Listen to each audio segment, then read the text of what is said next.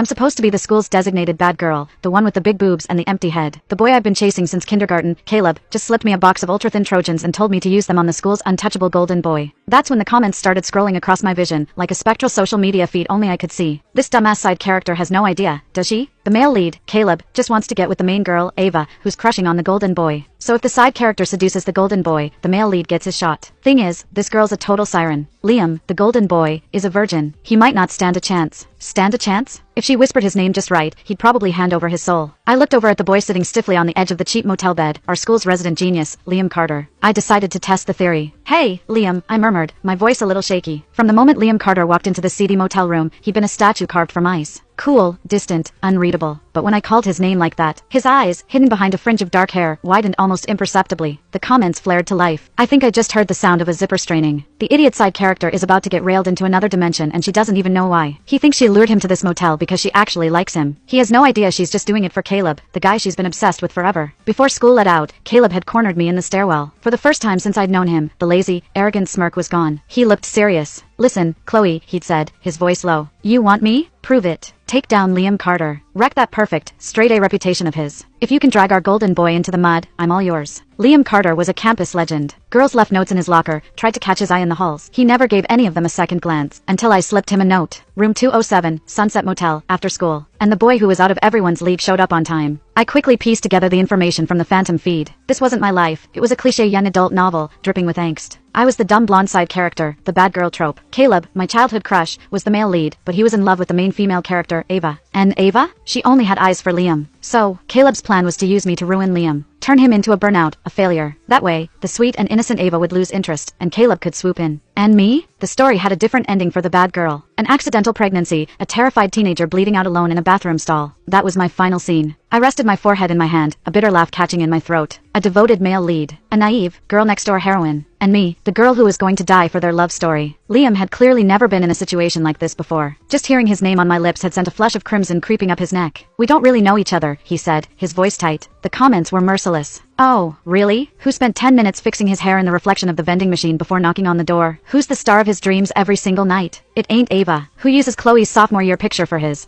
private study sessions? Liam, my man, you are down bad. I leaned in closer, my body brushing against his. The keys in his pocket dug sharply into my thigh. My fingers, nails painted a dark, glossy red, traced a line up his chest. My hand found his phone. I slipped it from his pocket. The lock screen lit up. It was a photo of me from the first week of school, a candid shot of me taking cover from a sudden downpour under the school's front awning. So, I purred, feeling a real, unfamiliar thrill. It was love at first sight. In the reflection of his dark eyes, I looked like a fox, sly and victorious. He quickly looked away. You're mistaken. It's just a random picture I